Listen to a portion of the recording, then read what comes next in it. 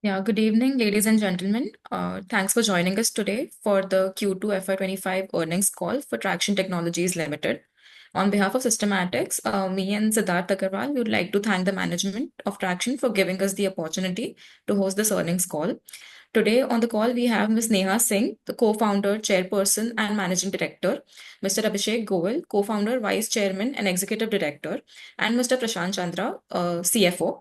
I would now like to hand over the call to Ms. Neha to give her their opening remarks and take us through the PPT. And after that, we will open up for the Q&A session. Please use the hand raise option to ask questions, or you can also submit your questions in the Q&A box at the bottom of your screen. Thanks. And with that, over to you, Neha. Thanks, Devanshi. Welcome, everyone. Thanks so much for joining us today for our earnings calls for the second quarter for the financial year 25. We are very excited to present our results for this quarter. In terms of format, we'd like to run through a short presentation and share some key highlights for this period. I will also give some commentary along, which will be helpful in the overall understanding, and we will follow that up with the Q&A session. Request you to please take note of the standard disclaimers for this presentation. Quick recap on our business. So Tracxn is a data and software platform for the private markets globally. If you look at the public market, it has created multiple large companies, many of which are highly cash-rich, profitable companies. As private markets are becoming large and important, it will also create platforms like these. And we are building a global platform in this space. Our customers include venture capital funds, private equity funds, investment banks, as well as M&A and innovation teams of large Fortune 500 corporations. Also, it's a global platform, so nearly 60% of our revenue is international, and we have customers in over 50 countries. I would like to begin by summarizing the financial performance for Q2 FY25. To set the context, we have one business, one legal entity, so you will not see terms like standalone or consolidated. All the numbers that I'll talk about is for the business overall. Revenue from operations for Q2 FY25 was 21.4 crore. This is a 4.2% growth on a sequential Q&Q basis. Total income was 22.8 crore, which is an annualized run rate of 91.2 crore. Coming to the profitability, EBITDA for the quarter was positive 0.9 crore. Also to add, this EBITDA includes all non-cash expense also like ESOP charge. PAT for the same period was positive 1.7 crore. Slight increase of 0.4 crore on a sequential Q&Q basis. Moving on, EBITDA margin was 4.3% and PAT margin was 7.9%. Expansion on a Q&Q basis. I will also quickly summarize the YTD numbers of financials for the first half year of the current financial year. Revenue from operations was 41.9 crores. Total income was 44.8 crores.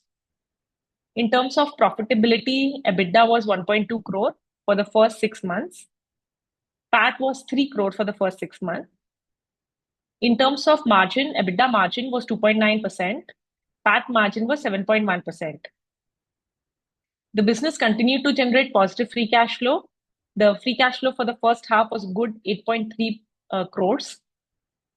Cash and cash equivalents stood at nearly 85 crore, which is an increase of 34.8% on a year-on-year basis, and an increase of 22 crores in absolute terms on a year-on-year basis. So this is a fairly large increase.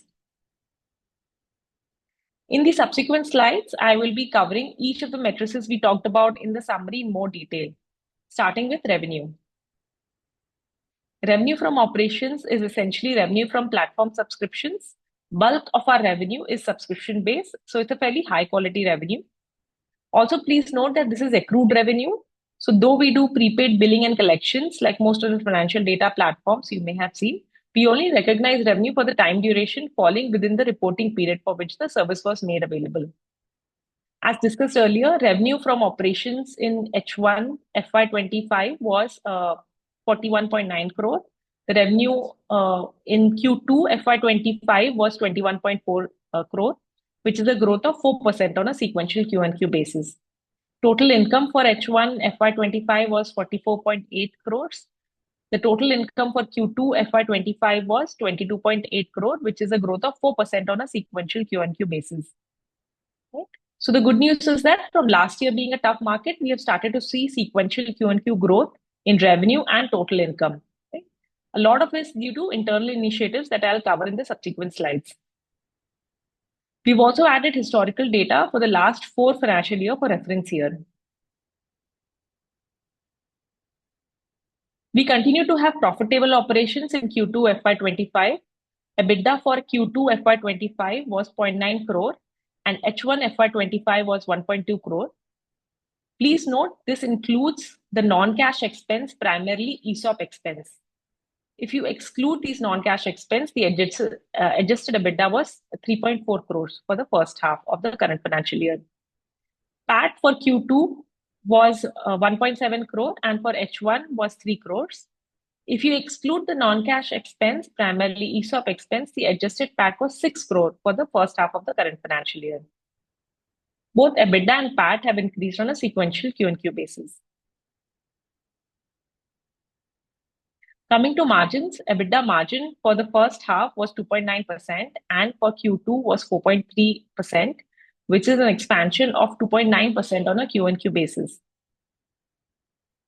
PAT margin for the first half was 7% and for Q2 it was 7.9%, which is an expansion of 1.7% on a Q&Q basis. So we continue to see margin expansion on a Q&Q basis. One of the other metrics that we track closely for the business is what part of incremental revenue is going into bottom line. In FY21-22, this metric was close to 80%. In FY23, we saw this metric decrease to 31% and then again go back to the subsequent year to 43%. In H1, the incremental revenue was offset by the marginal increase in cost as we are aggressively investing across various growth initiatives. Right? Just a point to note that despite these investments in growth initiatives, we continue to have profitable operations as well as generate free cash flow in the first half of the current financial year.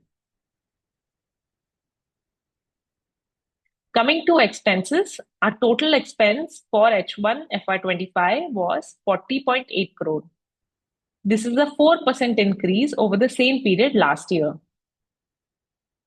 On the right-hand side of this slide, we have also given the expense breakup across the key components. The key components are the same as what you have seen previously, but just to summarize, first, bulk of our expense is team cost. In H1 FY25, this was 88% of the total expense. This has been in the same range across the last 3 financial years. In FY22, 23, 24, this was 89%, 88%, 88% respectively of the total expense. Also, please note that all our team is in-house and there is no outsource or contract workforce. The second largest item is cloud hosting, which accounted for 2.9% of the total expense, as we do a lot of data processing and analytics. This is followed by rental expense. The other interesting aspect to note is that we don't have a large paid marketing expense line item because we don't have a large paid marketing spend, neither digital nor offline, typically required for customer acquisition. The reason for this being because we are a data company, we produce a lot of content and hence are able to use a lot of our organic traffic, use our content for getting a lot of organic traffic. So we are able to acquire leads fairly efficiently, which is reflected in our expense breakup. Another interesting point, if you see, so across the last 3 years, from FY21 to the current quarter, the headcount actually increased only by 7%, which is from 624 3 years back to current ending 669 at the end of last quarter. Expense in the same period of 3 years increased by 34%, but the revenue in this period has doubled. So it's great to see that while the revenue has nearly doubled, the headcount increased by only 7% in this period, which is a great testimony to the operating leverage of the business. Moving on to some of the other financial metrics, the company generated positive free cash flow of 8.3 crore in H1 FY25. If you see, this is an increase of 7.8 crore over H1 of last financial year. Cash and cash equivalents stood at 85 crore, which is a very healthy increase of 22 crores on an year-on-year basis, or a 34.8% increase on a year-on-year basis.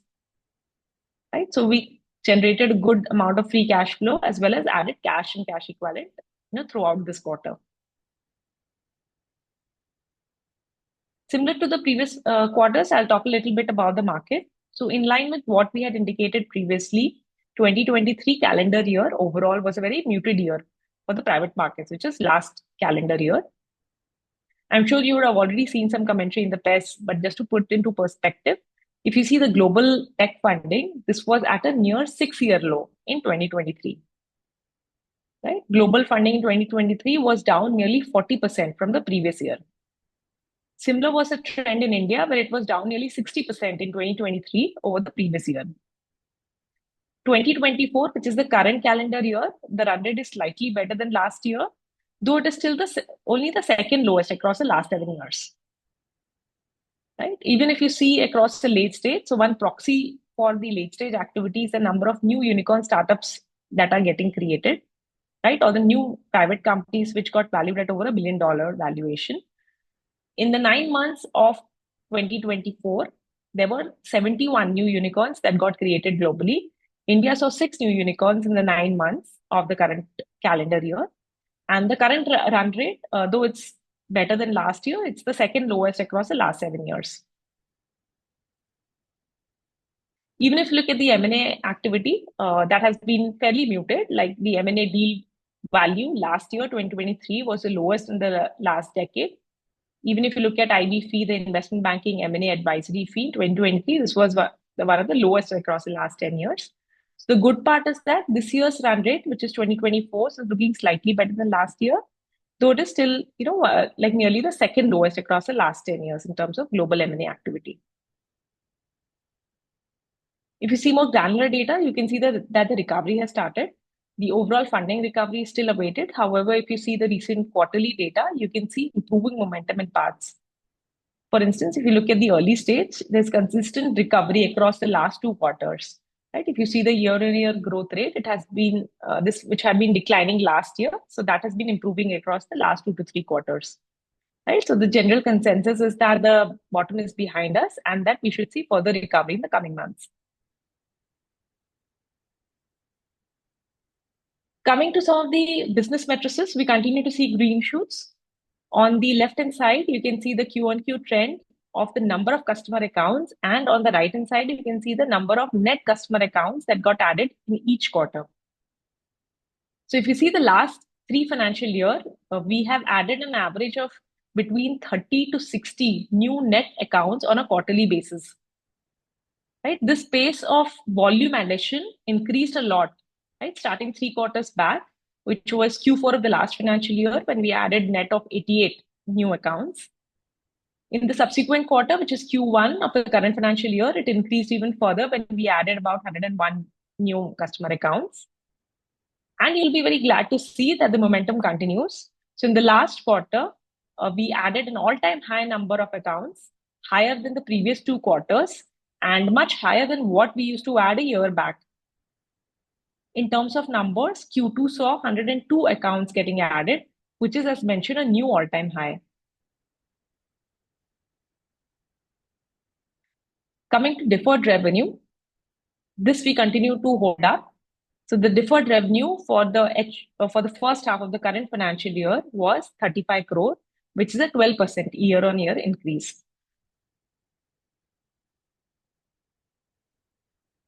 Moving on to the value and volume growth, we are seeing early signs of momentum in both volume as well as value growth.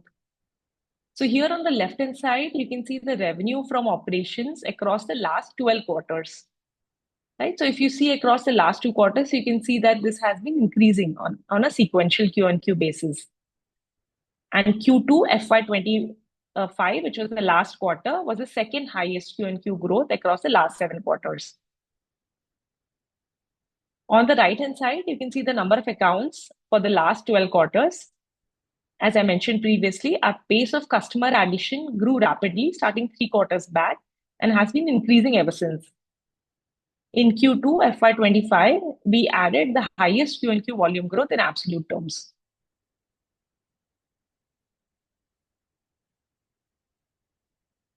Coming to platform engagement matrices, they continue to look very healthy and following the historical upward trend. So if you look at the platform usage, which here is in terms of number of exports and my analyst data queries that our customers have sent, this has grown 1.7x across the last 2 years. So engagement has grown both at the overall level as well as at the per user level. Right? So it's a very healthy trend that we continue to see. Apart from these, we at our end have been investing heavily across various growth initiatives. These span across go-to-market funnel of marketing, sales, and account expansion. And this has started giving us very good results, and we expect further acceleration to follow. I'll take a couple of minutes to talk about some of the growth initiatives we are aggressively working on and I'm very excited to share the results about. One of the very interesting growth initiatives that we've talked about previously is scaling our organic traffic. So because we are a data company, we are able to use a lot of data that we own to launch large set of public pages which generate a lot of customer traffic. Sorry. For instance, if someone is searching for fintech companies in Singapore or SaaS companies in North America, they come across our pages and we are able to generate leads through that. If you look at the organic search traffic that we got across all our pages, this was over 10 million in the first half of the current financial year. So three things regarding that. One, this is a very large funnel that we've been able to build. Second, it has grown rapidly, if you can see, across the last few quarters.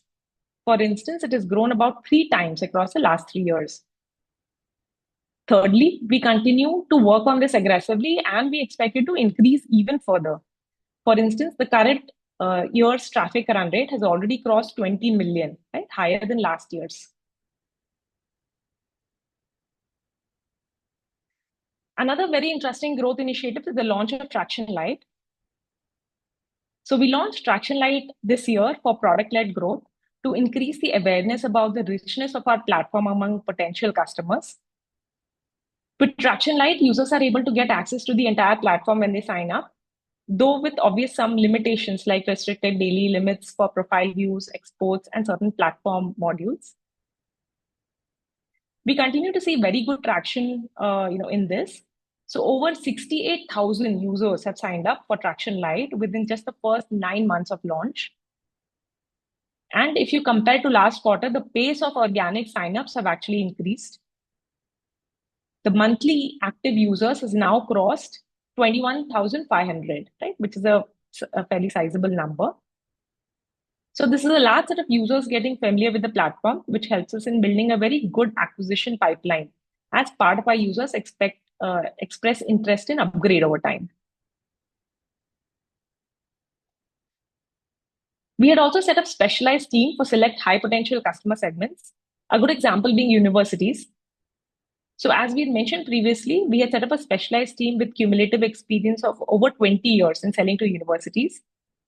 Majority of our relevant customer segments come from top universities globally, which is also a great avenue to educate them about data platforms like ours. We are seeing very good results from this initiative. So this was one of our initial vertical teams that was set up, and it has been about 3 quarters. So I also wanted to share some results that you will be very excited to hear. So the number of customers in this segment has doubled in just 3 quarters of the current year. Right? So essentially, we added more number of accounts in the first 9 months of launching this vertical team than what we had historically added across the last 9 years. And also because of these focus teams, they are able to do very targeted outbound and get high potential logo customers. For instance, as of today, we have about 6 IAMs as customers and 14 more have committed to come during this year. Right? So by the end of the year, we would have nearly all the IAMs as customers, which is a great set of logos to have. We have also acquired many of the NIRF ranked universities, which is essentially national ranking of higher education institutes. And today our university customers include many across IITs, IIMs, NITs, ISB, IISc, and more.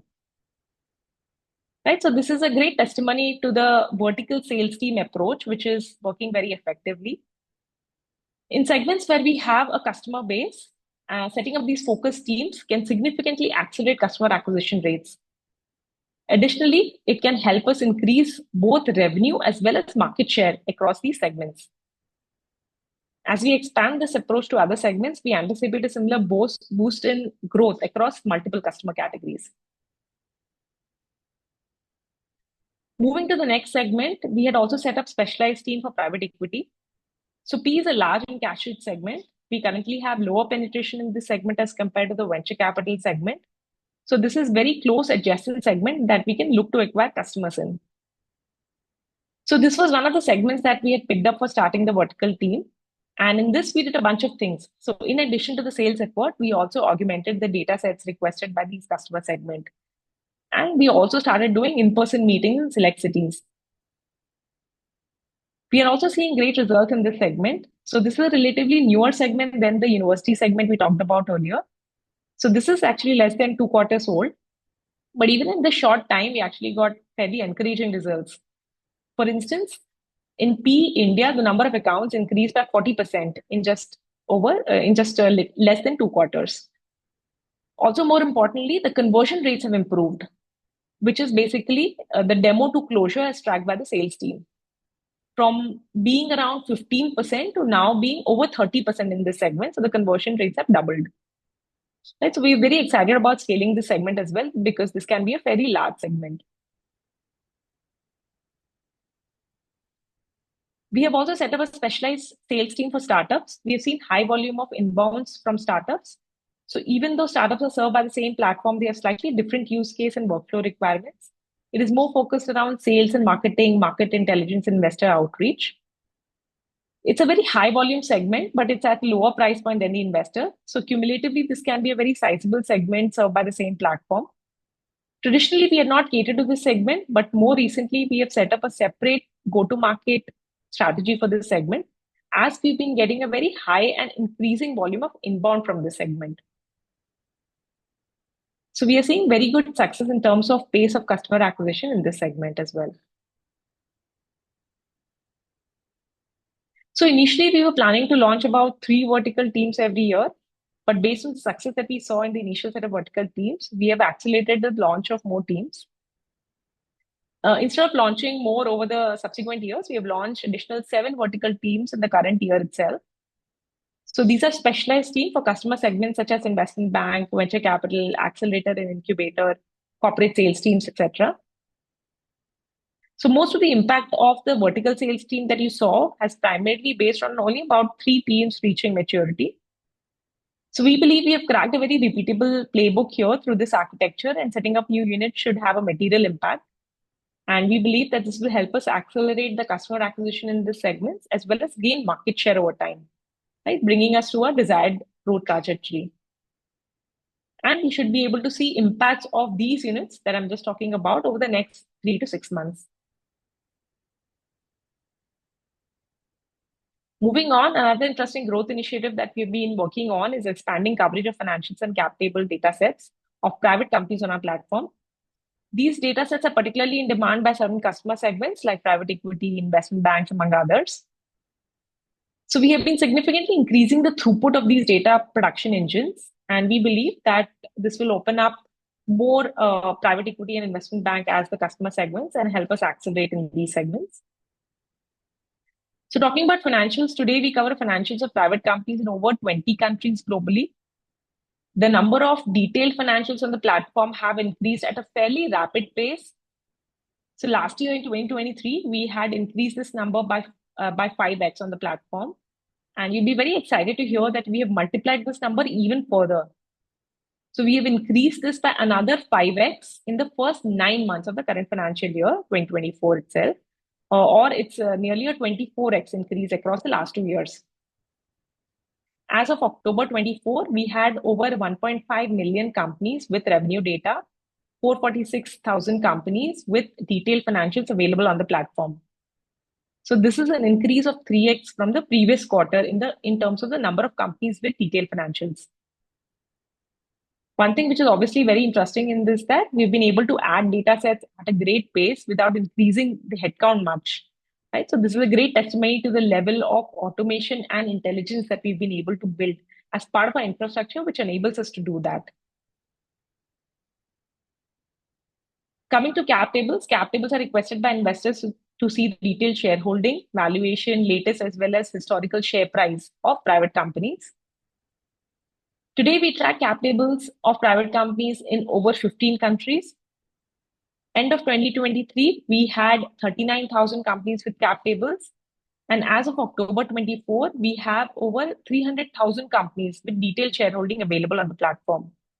So this is a huge increase of over 7x during the current calendar year, right? With this, a lot of data actually got added in the last quarter, which is Q2 FY25. We had also launched legal entities, which is a newer database than the other ones. This helps investors to screen through legal entities registered in various countries for specific high growth matrices like revenue threshold, growth rate, profitability, employee count, etc. So this data has also been increasing at a fairly amazing pace, as you can see from the numbers. At the end of 2023, this number was only 11 million. We have increased this database to 61 million during the current calendar year. Major countries by coverage include US, UK, Japan, India, Australia, Brazil, and more.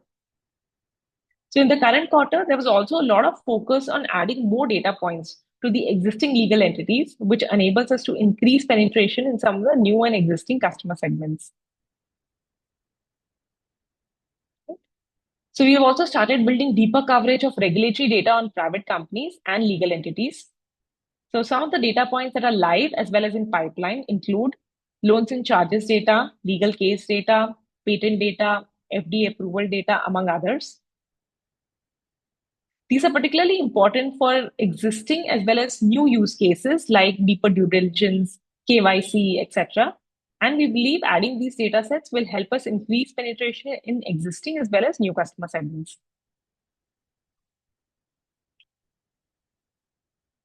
Another set of initiatives underway are for improving paid customer engagement as well as account expansion to enhance growth of revenue from existing customers.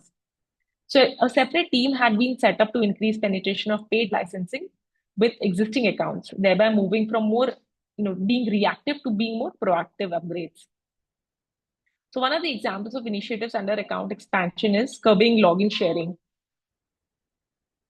right, within an account, which is working well. So we have also recently added other initiatives like city trips, on-site onboarding sessions, on-ground activation, etc. We had also set up a separate team within our customer success team for various engagement initiatives aimed at increasing user level as well as account level engagement through initiatives like better platform education, periodic touch points, hero features, personalization, and more. Another interesting growth initiative that we have talked about in the past is test mentions. As we mentioned, whenever media talks about data on private companies or startups or emerging technology sectors, we want them to quote data from Tracxn. Right? So we've been working a lot of initiatives like launching reports with media, right, data contributions, etc., which has given us a multifold increase in press mentions across various respected media outlets.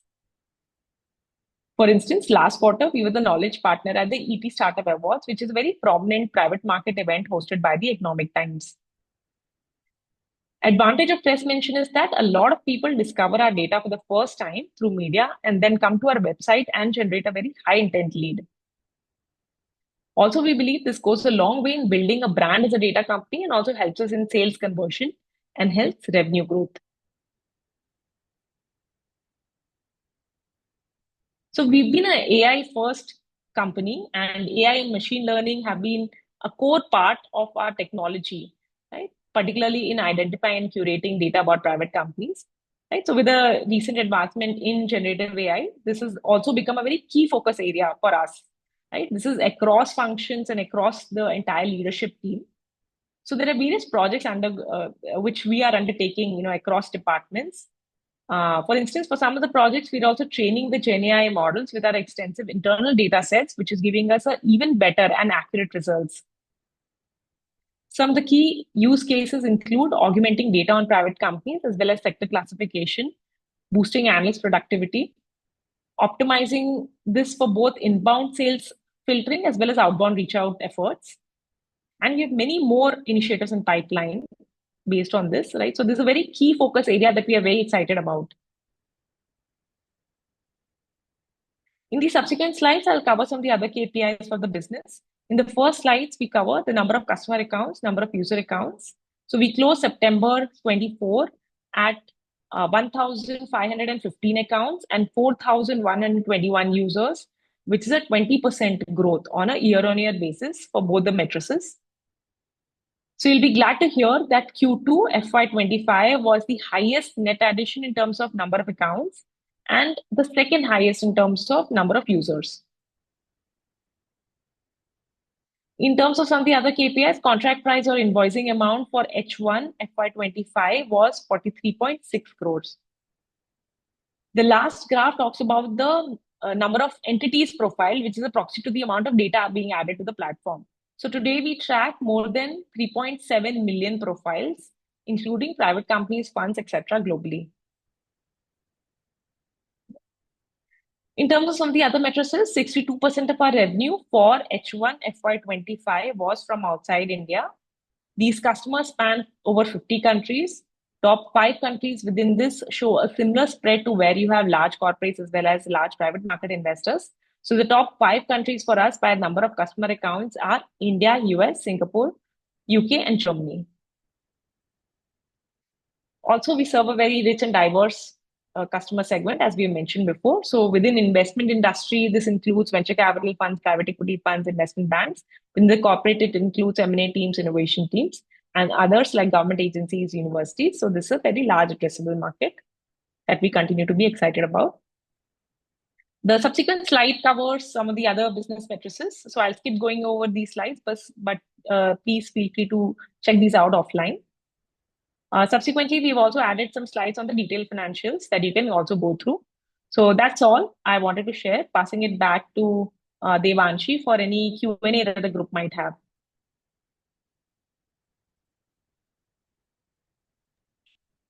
Yeah, so we'll wait for 2 minutes for the question queue to line up. You can raise your hand and ask the question.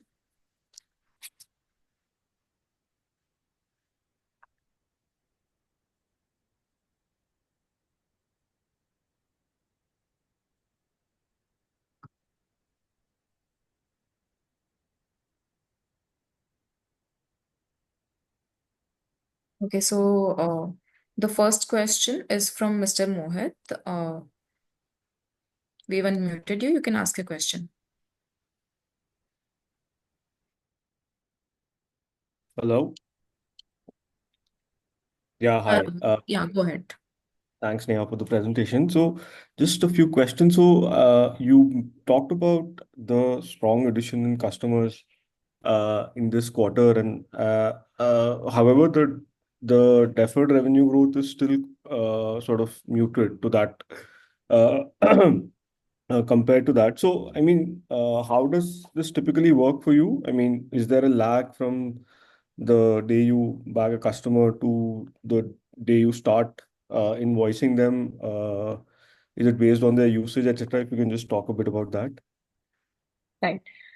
Yeah, thanks a lot, Rohit. So just to add in terms of deferred revenue, so we do prepaid billing and collections. What that means is that whenever you have a contract period starting with a customer, we actually do invoicing upfront and do cash collection also upfront. The typical contract period is, either annually, so about 65% is annual upfront paid, the remaining is typically quarterly upfront paid. Right? So this has been all the revenues basically so it's prepaid billing, so that continues to be the same. Coming to the second part of that, which is the deferred revenue and the trend in that, and how do we sort of correlate that? So if you look at our revenue, bulk of the revenue still is from the existing customers, right? And so there's obviously a lot of volume of addition of the new customers, but a lot of the billing also happens of the existing customers. And in there is some, some sort of historic, if you look at it, some trends in terms of the way the contracts, have been there, right? So even if you look at last to last year, Q2 was slightly slower in terms of the contract value or the invoiced amount for the customers, right? So, there's some seasonality it is there, and H2 typically is better in terms of the billing that is there, right? So I think this the deferred revenue slightly reflected as a function of, also the billing that would have happened in the existing customers. But that's it. But, in terms of the new customer acquisition, that continues to be at a very good momentum that we have, sort of seen across the last 3 quarters. So that sort of continues. Sorry. Okay. So maybe I've not followed you enough to understand this part, but so all these are paying customers, right? These 1,500 that you have as on Right. these are all paying Yes. customers, right? All are paying customers. Yes. Got it. So when you said so legacy customers, so sorry, what's that? I'm not. Right. So whenever you see, if you talk about the 1,500 or so customers, or typically if you talk about the revenue in any year, Mhm. typically 80 to maybe slightly more than that percentage of the revenue is from the existing customers, which we would have acquired in the previous financial years, right? Okay. And a part of it is from the customers that we acquired in the current financial year, right? So there's also a lot of customers that so bulk of the billing is still from the customers that we have carried forward from the previous year that were acquired earlier, right? And there might be some sort of trend in terms of the how the contract value is there, or what is the time of the annual renewal of Hmm. these contracts. Sure. So is it fair to say that your addition is sort of a lead indicator to your growth in revenue? Of course, your volume growth is definitely a good leading indicator to how the other things should follow, because we closely track the account growth Right. closely for across the teams. Right. Got it. My second question was that you talked about a lot of new initiatives in terms of whether it is verticalizing the teams or even like a lot of the other things in terms of data acquisition, etc. So from a cost point of view, I see that the last 3 years, Right. I mean, if I annualize the first half, uh, probably you will be around 80 crores this year. So we've been around 70 to 80 crores in terms of our cost.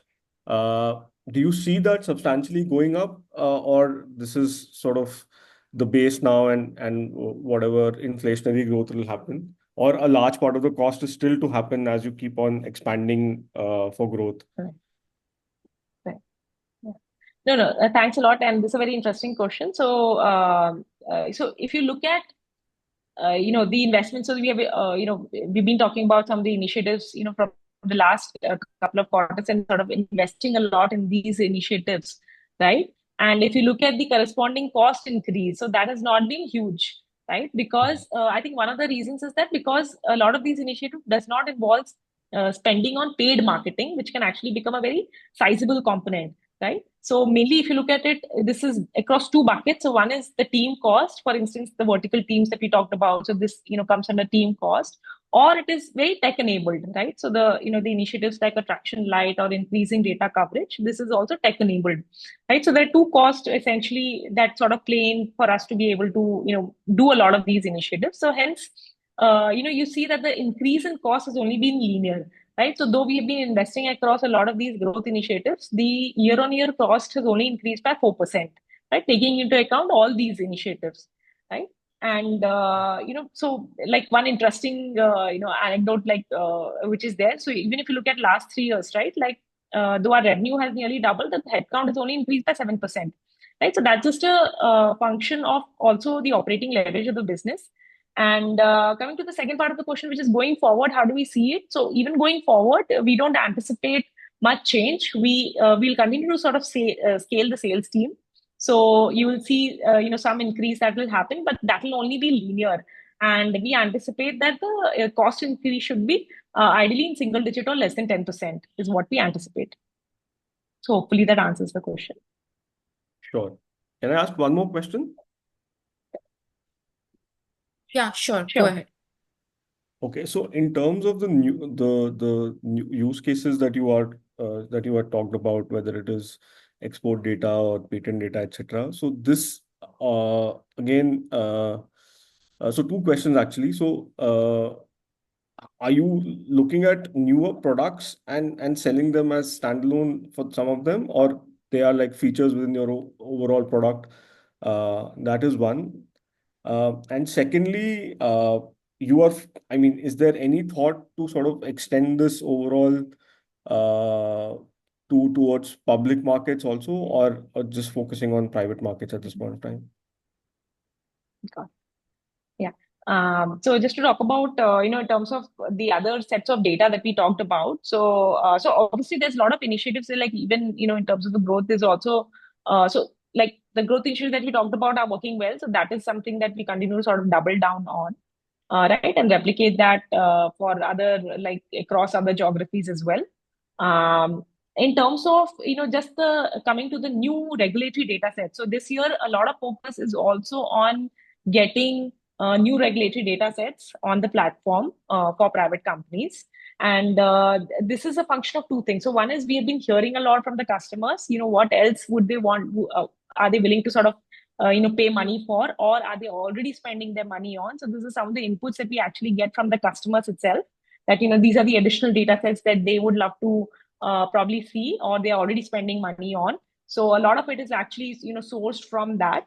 So it helps us do two things. So one is basically, within the existing customers only, it probably helps us, sort of like go more deeper, right? And the second is that for some data sets, it will also open up newer customer segments. So for instance, the whole KYC as a use case that opens up, like, debt as a large segment for us, right?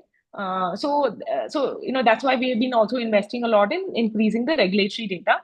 In terms of how we plan to sell it, so that will continue to be subscription only, because that's one thing that has scaled very well across the financial data, even if you see across different verticals. So we'll continue to offer this as primarily subscription on the subscription platform, right, for the existing as well as some of the newer customer segments. So that's on the first part of the question. Coming to the second part, which is, do we plan to sort of extend this to the public market investors as well? So our assumption initially of coming in is basically, the private market, the data, the need is much more acute, because this is the private market is probably, like, maybe like 2 to 3 decades behind the public markets in terms of having those data platforms. So that is why, and it is now become a large AUM of more than $9 trillion. So that continues to be, like, the one of the key problems that we want to solve. We do realize that there might be some data points that we are collating that may also be relevant for public market investors, right? About just alternative data on these on the public companies, as well as some of the large private companies, which are also becoming relevant when you are looking at public companies, right? So we do that, and we might offer that, as some of the modules. But our core focus may be in terms of some of the segments for which private market data is a day-to-day job, right? Which includes your investors as well as corporates, or anyone who's doing M&A or investing or lending, right, in this model. So it will probably remain within these. So hopefully that answers the question, Rohit. Yeah, fair enough. Thank you. I'll join back in the queue. Thank you.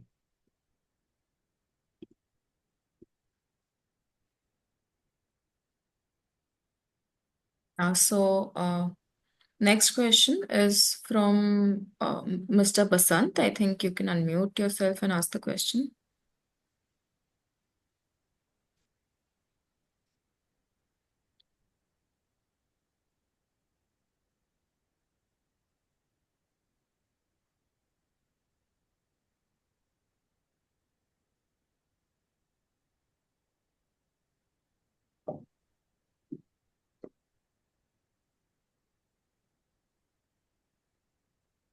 Yeah, Mr. Basant, go ahead. Yeah. So when I see your result for last 2 years, I mean, from September 22, I am seeing that your top line has been flattish. There is no significant increase into that. And in the current quarter also, on year, it is muted only. On half-year basis also, it is flattish. So how should one look at the growth going forward in terms of the revenue? Right. Sure. Yeah, thanks for Mr. Bethan. So just to answer that, see, I think one of the things that we have sort of mentioned about, like if you look at 2023 or the last few quarters, this has been one of the worst for the private markets, right? So this is so if you look at all the stats across the private markets, right? Like last year was down 80% from the peak, right? And even today, it's down more than 50% from the peak, right? And even in this market, the interesting part about being a subscription data platform is that our revenue sort of continue to sort of hold down, right, and increase, though not with this thing, but it sort of continues to hold up, and that does that. So and now with the market sort of improving, I think we do see things sort of opening up, right? And like last year, we also talked about some of the regions which were particularly more impacted, like Europe, for instance, was more impacted than some of the other regions. Like India and US actually had grown faster for us, but Europe was, probably much slower, right? So this is also, one of the reasons why you see some of the quarters in between wherein it was more sideways. But if you see more recently, we've been actually seeing sort of increasing momentum, both in terms of volume growth. So volume growth probably happened slightly earlier, and also now being followed by value growth. So if you see more sequential in last few quarters, you can actually see the momentum sort of coming up, and hopefully, this with all the growth initiatives that we also that we are working on and the other things, it should put us back to the historical sort of growth trajectory. So going forward, we can look at decent growth in the top line. Right. That's our anticipation. Now, one more thing. I think you were explaining that some of the customers are paid customer who pay 1 year in advance, and you book the entire amount as revenue in that year, or you book it proportionately. I'll probably pass it on to Prashant to take this question. Sure. Good evening, Mr. Bansal. So no, we do the billing in advance for the entire year, but the revenue is recognized only for the proportion that for the time that has already been, the services have been given. So to answer your question, it's on a proportionate basis. Yeah. So, for example, if somebody pays on 1st January, so you will book the revenue for 3 months only, not for the full year. That's correct. For Q3, we will book only for the 3 months, and so then what is the deferred revenue? I didn't get you. So basically, so let's say if we do a contract of 1,200 on 1st of January, so when Q3 we recognize the revenue, so the 300, let's say 400 each month, goes to the revenue, and the 900 which we have already billed for and most likely also collected the cash for, is now sitting as a deferred revenue, because that is something that we have to still provide the service and earn as a revenue. Right? So it's a revenue which is like deferred for recognition.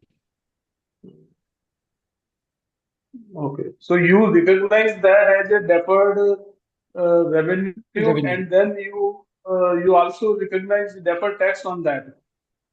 No, deferred tax is more on the timing difference with respect to certain items where like capex and all, and also the deferred tax has been recognized on the previous year's losses. I mean, like this, we're talking about earlier than FY23. So when the company, whatever the losses have been made, so those losses can be adjusted against the future profit as per the Income Tax Act. So the deferred tax asset, what you see, is more because of that. So now, has it been fully, disposed of, or still some portion is left which may come in subsequent quarters? You mean to say the deferred tax? Yeah. No, the deferred tax is assets is more like a credit available to us. So as we are generating profits now, so we are offsetting our tax liability against that deferred tax. So we still have some of it left on the balance sheet. So we don't have to really pay the taxes on the income that we are generating currently. Okay. Thank you. Okay, so the next question. is from Mr. Aman Singh. Yeah, you can ask your question.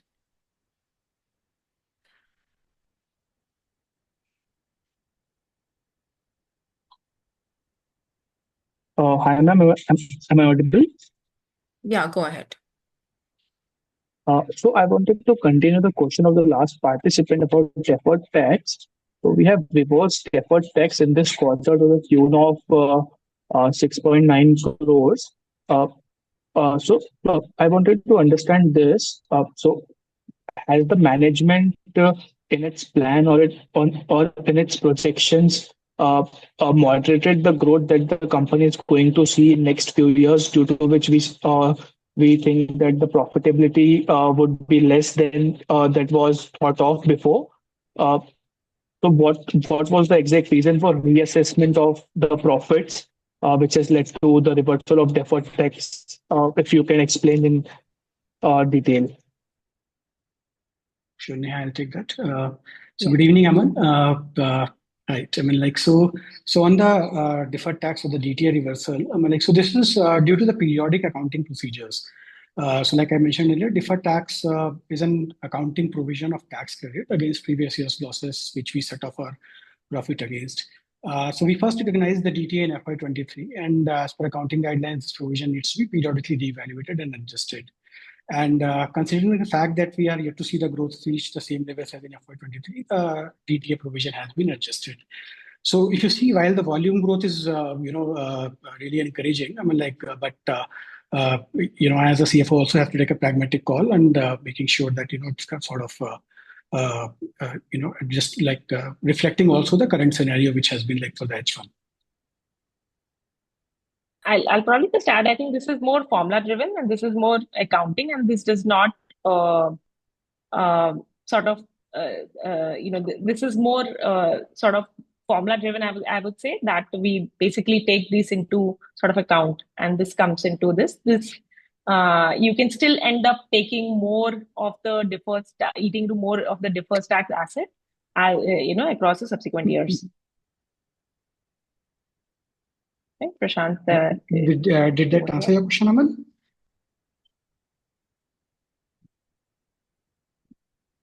I think you're on mute. Sorry. No. So I have a follow up on this. So two things. Mm-hmm. Firstly, in the deferred tax, do we have some unabsorbed depreciation part also, or is it only loss? This is first part. And second, so we have moderated the management expectation of growth in future years. This is what you are saying, right? No, so basically, the way okay, to answer your first question, so all the unabsorbed depreciation has been already been set off again. So this is purely the business losses we are talking about. And second, on the growth projection, so there is not much change, but considering that half of FY25 has already done, so according to that, we have sort of readjusted that projections. And for how many years we are allowed to carry forward this loss, the deferred tax? So they have because they are from different periods, they have a different year of expiry, but typically it's like 8 years from the time of the loss has been incurred. Like that I understand. That is what I'm trying to ask. When do this loss expire from current time period? For which year do they persist of? So I think a little bit of it may expire in FY25, and then subsequently in FY26, and then after that we're good. So the reversal that we have done is for the losses that are going to expire in FY25, right? I would say may expire, because in case if the growth rate picks up, then we may Got it. be required. Yeah. Got it. Thank you so much. Thank you, sir. You're welcome. So the next question is from Mr. Nikhil Chandak. Yeah, you can ask a question. Yeah, hi Neha and Abhishek. So good to know about the signs of growth coming back. But Neha, if I were to ask, say the rough cut 100 crore annual run rate in revenue, ballparkish, where can this be in the next 2 3 years? With all the initiatives you are taking, some kind of growth bottoming out, and the customer additions, which will result in better revenues, as you said. Because frankly, what's been happening is, and some of the other earlier participants also spoke about that, the revenue has been so flat that it's been very difficult to kind of figure out how the growth really pans out. And for a company of your size, the growth parameter frankly becomes the most important thing for an investor. So where do you think this 100 crore revenue, if you have to hazard a guess, goes, say, next 3 years from here? Sure. Thanks a lot, Nikhil, for that question. See, if you see historically, for our business, in a good year, we have grown at 44%, right? And it's not like just 2 3 years back, so it was not very far off. And even if you look at our historical trajectory, that's close to 30%, right? CAGR, which we have grown at, right? And like last year, as I mentioned, this was like one of the lowest year across the last decade for private markets, right? And despite in this, we continue to sort of it's not that we degrew, we continue to grow at obviously much smaller pace, and that's why you saw some quarters wherein it was probably lesser growth than what we would have wanted. Going forward, I think we should like what we are sort of aspiring for, and based on all the data that we are actually seeing, and the very encouraging signs that we are seeing from the initial quarters, is that we should be back to the sort of historical trajectory of growth rate is what we are aspiring for, right? And if we are able to do that, and if we are able to, and as we and also cost side, like I think there have been sort of no surprises despite us aggressively investing a lot in the initiatives, investing a lot in data production, etc.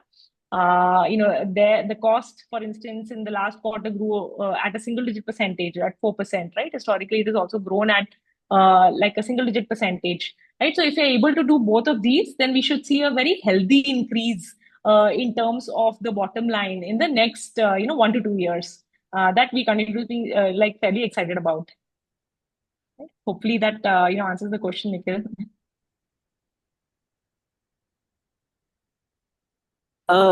Yeah. To clarify, when you say historical growth rate, so say for the next 2 3 years, could we see something like a 25-30% kind of revenue CAGR you are saying? Very Even ballpark. if you Right. So even if you see the current, like a quarterly run rate, which is about 4% is what we've reached, if you're able to sustain this, we are talking about like a 16% growth rate figure, right? And hopefully we should, make that better, which you can also see a little bit in the volume growth, right? Like we've been able to sort of improve it on a Q1Q basis. So, so I think that actually puts up in that trajectory back. Understood. And the other question, Neha, I had is that, between, say, India and rest of the world, would it be fair to say that the rest of the world is growing faster for you in terms of number of accounts than India? And any, commentary on the competition out there? Like, I'm sure Tracxn will be, as a platform, more reasonable compared to some of the global platforms, PitchBook and so on and so forth. But is there a pricing pressure still which you see from the end customers, as in resistance to kind of pay, more than what you would say on an average expect in India? Sure. Yeah. So just to answer that in two parts. So one is basically your India growth and the rest of the world and how that pans out. So for us, actually, both the segments have been growing at a fairly good pace. There was some impact, for instance, Europe was probably impacted last year, which is now much better. But apart from that, India continues to to grow for us, as well as sort of international. India has instantly been growing faster because of a couple of reasons. So one is obviously all the other macro factors also in India is sort of lining up. So, that is one healthy trend that we see among the customers. The second thing is that a lot of the initiatives that we launch, for instance, the vertical teams, we actually tested out initially in India before we scale it to other geographies, right? So you saw a lot of the vertical teams initially starting with taking into account the Indian customer segments and then scaling to other geographies, right? Also, some of the other trips, initiatives that we talk about, like your city trips, which is doing on-site onboarding, etc., for account expansion. We start that initially in India and then scale to other geographies, right? So you saw, India actually growing faster for us as compared to some of the other geographies. But right now we are sort of seeing account growth in across all right. So that is on the first part. The second part is on the pricing pressure or the competition that is there. So just to answer that, if you look at across maybe the last few quarters, there was a little bit of pricing pressure which is there in some of the corporate segment especially, right? So this is also something that you might have seen in other sort of SaaS platforms, that some of the corporates were, asking for, some sort of pricing relaxation that is happening. Because if you see, in general, the corporate segment, so this is particularly more in the corporate segment. And in some of the renewal cycles that we saw some sort of pressure in terms of, passing some discount which is there for some of the customers. Having said that, I think we are past most of the renewal cycles. Now it has been, a few quarters. So most of the customers have had, one or two renewal cycles. And going forward, we see lesser of impact, through this happening. So I would say that, I think probably maybe 2 quarters back, you would have, or 3 quarters back, you would be having, I would be talking about like a little bit of pricing pressure that we are seeing from the corporate. But I think it's becoming increasingly lesser, today than it was earlier. How much would be the price difference between Tracxn and say some other competing platform? I don't know which is the best, Right. competitor, like say Right. PitchBook, or would it Right. be like 30-40%? Right. So if you look at in terms of competition, there are few products which are probably at a lower price point, and we are probably 10 times or 1/10 of our pricing, not in the comparable zone. I think in the mid price point you have a few platforms. I think typically it varies between R is around say $2,500 or $3,000 per user realized pricing per account. I think platforms vary between $3,000 to say $5,000 in terms of realized pricing per user per account. But that has been sort of the range. Understood. Perfect. And then the last one, Neha, was, I ask you this question every time, but again, any emerging threats from say AI, for example, which can Right. kind of, Right. hurt say customers paying for Right. the platform? Right.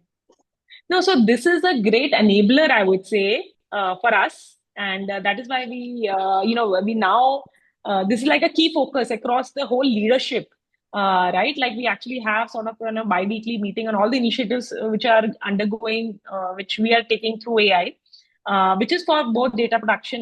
These are across departments, and that is why you see a lot of efficiency which is there, and a lot of increase in throughput which is there across your units. To give you a small, like I mentioned, like in the last 3 years, our revenue has nearly doubled, but the headcount has only increased by 7%, right? So Right. that is, and the data would have increased by like, maybe like 100 times. So that is only possible because you do invest a lot in technology. And I think our investment, we are a sort of a tech-first company, much more than most of the other data platforms which are out there, right? So that is there, and we see it's I think that is one of the reasons that we are able to build a global platform, right? Like sitting out of India, we have data on private companies in more than 50 countries, customers in more than 50 countries. That is possible only because we are aggressive.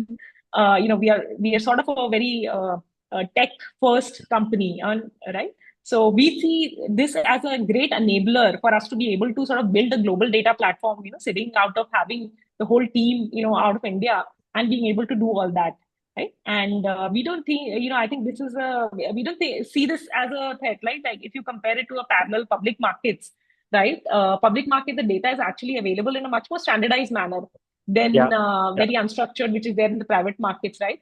And technically, all the funds can actually, have their own LLMs and probably extract data. But I think it's still probably quite a few years ahead that people will stop using like a terminal and just switch to their in-house, data ones, right? Because there is also value in having, that enterprise-grade data, because you're working with an asset class which is actually taking, which is one of the most highly paid professionals. So I think going from that 90% to 100%, and how do you make that effective, right? So there's a lot of value in that.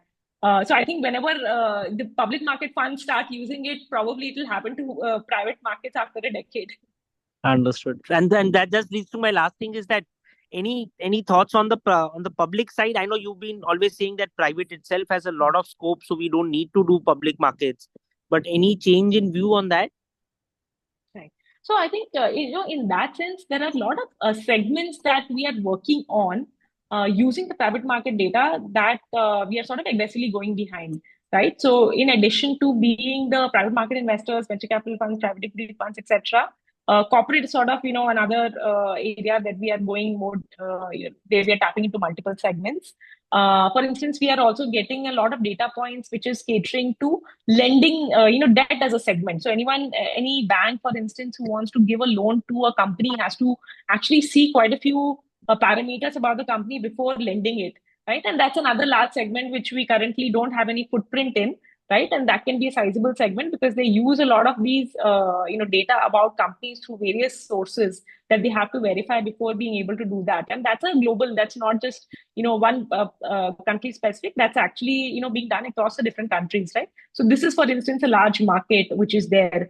The second last market is like sales as a market. So whenever sales is obviously a very in focus segment for a lot of these corporates, and whenever we are working with large companies who want to cater to the private markets, right? Like we actually have a good set of data to be able to do that. So this is another segment that we are actually going more deeper into. The third thing, to give an example, like your limited partner data. So for today, any fund wants to raise fund. This is an additional budget that they have to actually spend on, right? Which is finding out who are the limited partners that they can actually reach out to raise their fund. We currently don't have that data, and now we are in the process of building a very good data for that. That will allow the funds to be able to do that, right? So I think there are a lot of these other very adjacent segments using this data that we have, using the private market data that we are actually going much more deeper into. So I think public markets, I think we'll have some data which is required for the public markets, but I think for us, we also give a lot of value that we become a sort of a platform for their workflow. In which case, the revenue potential for that segment turns out to be much more for us. So that's why we have prioritized these segments that we mentioned about previously. Understood. Perfect. Great. Thank you so much. All the best. Thanks a lot, Nikhil. Yeah, so the next question is from Mr. Varaj Bangar. You can ask a question. Yeah, so thanks for the opportunity. So on the Tracxn Lite side, there are 21,000 monthly active users, right? How do we see the journey of these users? Like, can they really convert to being a full, let's say, a paid Tracxn customer over the next 3-4 years? We have started this product, I think, from the last year itself. So this has been into existence for the past 9 to 12 months. Is there some conversion? Because this number is fairly large. And what is the profiling? Who are these users which are like, what is the profiling of these users? If you can throw some light on that. Right. Yeah, thanks a lot for that question. So yes, Tracxn Lite is an initiative that we are very excited about. Just to give a context of why we launched this in the first place, is historically we have acquired about nearly 4 lakh users across all the platform. And whenever we acquire a user, currently there is no way for them to continue to see all the things that is happening on the platform, right? They would typically be given a few days trial by the sales team, and after that there's no way for them to continue to see what is getting added to the platform, right? So that's why we launched Tracxn Lite for more product led growth, and this was actually this year itself. So this is only about 9 months old, wherein the users have actually an opportunity to keep seeing the platform, to keep seeing a limited view of the platform, so that they are actually able to see the data that is there.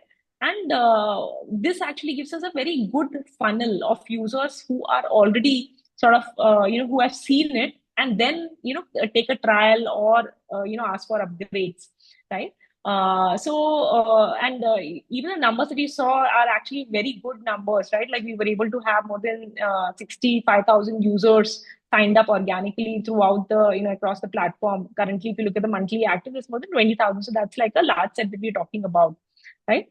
This has, the relevant set only, like, anyone who is sort of looking at this data would actually be sort of active in that sense. So it's sort of fairly relevant in that sense. Coming to the matrices, I think, we'll probably share more matrices as we have. But the idea is that we do see this as becoming a very large acquisition funnel.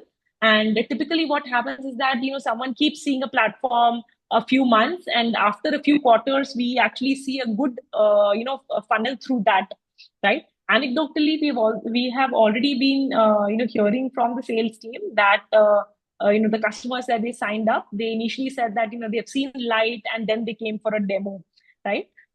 So this is something that we are already anecdotally seeing, but we do believe that this will actually, show a lot of good results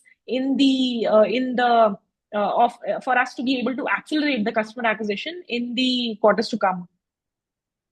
Okay. And in your response, you said that historically you have added 4 lakh users. I mean, what is that number? Right. So historically, anyone who has come to the platform, or we have reached out, or have had any sort of interaction across all the properties that we had. So this is the sort of large universe that we would have sort of touched. These are unique users you are talking about, Yes, 4 lakh unique. unique. Yeah. Yes. Okay. And a follow-up on the previous participant question, I think someone was asking about 100 crore revenue run rate. When you would be able to reach? So earlier, I think our price per customer account was in the range of 6 to 6.5 lakhs. Currently, if we see, I mean, even if there is some lead or lag, the price per customer account has reduced. Is my understanding correct? Right. So I'll just, so currently it's about 5.9, right? Like per user, per account per year. If you see historically, it has been in the similar range. So even if you look at, 3 years back, FY21, our, ASP was 5.8 lakh. Then it increased to 6.5 lakh, right? Last year it was 6.5 lakh, right? So it has been fairly range bound, I would say, in that sense, from like, 5.5 to 6.5 lakh for the last 3 to 4 years. So yes, there's a little bit of decrease, which is there if you compare it to last year. Last financial year, if you compare it that to now, there's a little bit of decrease.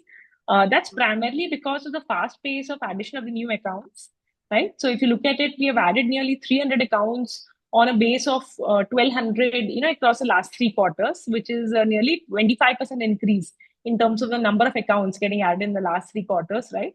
And as we mentioned before, a lot of the new users that come in, they actually start small, right? So they typically start small, and then we are able to sort of upgrade them over time, right? So our average user per account, we have average number of 3 users per account, but the most of the new accounts that we acquire actually start small, right? So that's actually also whenever you have like this fast pace of addition of new accounts, there you can actually see some, the realized pricing to be going slightly lower.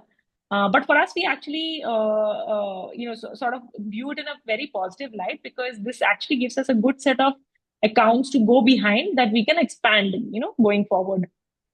Got it. Just a last question on a view, let's say, from a 4 to 5 years view, where do you see your number of customers account maturing? I mean, globally, do you see that if you reach, let's say, 8 to 9,000 customers account in, let's say, 5 years or 6 years, then you would see that we have covered the TAM. I mean, sitting today, how do you see about the target addressable market that you can cover in the next 4 to 6 years?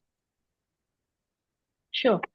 So without, because of the fact that we don't sort of give obviously projections, but just to, take that, so TAM is obviously really large, right? Like we have mentioned about that, we are currently single-digit percentage of the total addressable market. And even if we grow to 5 times the current size, we're still talking about like, nearly a single-digit percentage of the overall market, right? And we believe that, the TAM is fairly large in terms of the private market data. And, I think currently it is more about for us to, like reach out to more number of users, more number of accounts, and get ourselves, educate more number of sort of accounts or the offering, which is what we are sort of aggressively working on. So that's why you see, in our 10-year-old journey, obviously the first 6 to 7 years were disproportionate spent in building the data platform infrastructure, the offering. And in the recent, 1 or 2 years, you see us investing more across the various growth initiatives, right? So that's natural sort of a journey which is there. The market, we believe that's fairly large, right? So just to give a perspective, right? Like if you look at public markets today, for any limited partner, right? Like if they allocate between 75 to 80% of their AUM to equities, they are allocating anywhere between 10 to 15% of their AUM to private markets, right? So essentially, your private market data platforms can become 1/10 of the size of your public market platforms, and there are multiple billion-dollar revenue companies in the public market space, right? And so we believe that even in the private market space, there'll be companies getting created of $500 million revenue or $1 billion revenue in the years to come, right? And that is a space that we are actually playing in, and that's why we are sort of fairly excited about it. We think that we are among the top few players globally and have a good shot at creating a large company within this asset class. Got it. Got it. No, thank you so much. That's it. Yeah, so the next question we have is from Mr. Ritesh. Yeah, you can ask your question. Yeah, hello. Am I audible? Hello. Yeah, you're audible. Go on. Yeah, hi Neha. Thank you for the opportunity. So Neha, I have two questions, and the second one is obviously it's related to the first one. So I'm sure you would be doing the traffic analysis of the website. So I just wanted to understand what percentage of your unique visitors in a month would be coming from the US? Okay, I'll take that. Yeah. So so I think in terms of just to answer that, the traffic is a function of the data that we have, right? And you can actually the data that we have on the public pages is essentially of companies, of sectors, right? And if you look at our spread of companies, so today we have about 3.7 million entities that we track on the platform.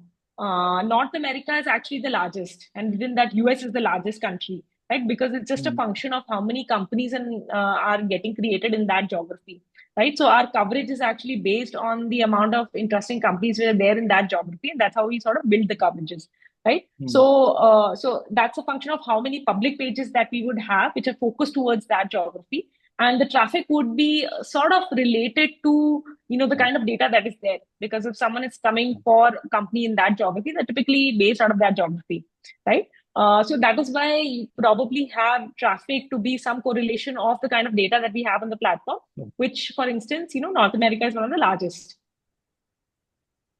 I think US is large, UK is large, Canada, Singapore, these are among some of our larger geographies. India is obviously very large because we have a lot of high quality data here.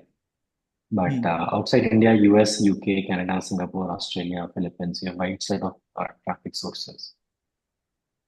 Okay. No, so why I'm asking this question is that I agree that the private equity market has not been great in the last 2 years, but the accounts or the number of accounts which you have, like your closest competitor, if I'm not wrong, is PitchBook, right? And the total number of accounts which you have would be around 1/10 of what PitchBook has. So there is a huge opportunity size which is there.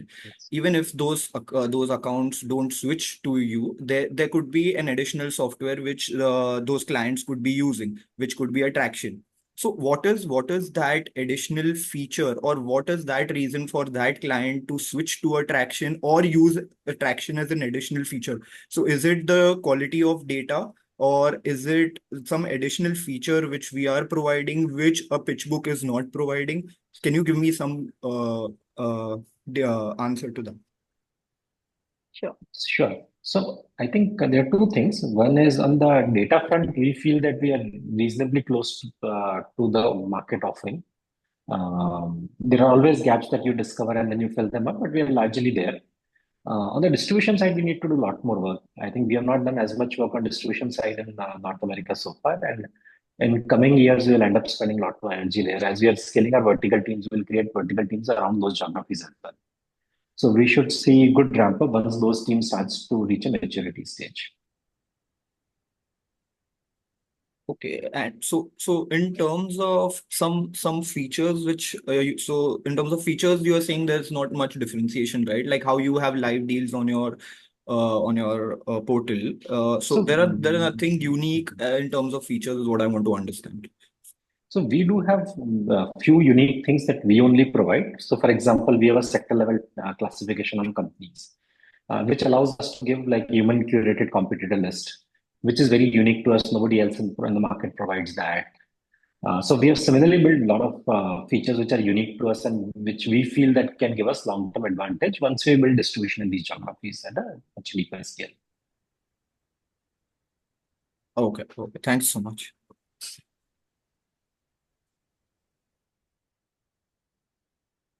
Okay, thank you so much. In the interest of time, I think we will have to close this call now. In case you have any further questions, you can reach out to the management at investor.relations@tracxn.com. I will now pass it on to Mr. Abhishek and Ms. Neha to give their closing remarks. Yeah, thanks a lot, Devanshi. And thanks everyone for joining us today. I hope you got a good understanding of our recent business update and we've been able to address some of your queries. As Devanshi mentioned, in case you have any follow-up queries, please feel free to reach out to any of us. I'm Neha at Tracxn.com, or you can reach out to Abhishek and Prashant, or you can write to our team at investor.relations@Tracxn.com. Thanks again and have a good rest of the day. Thank you.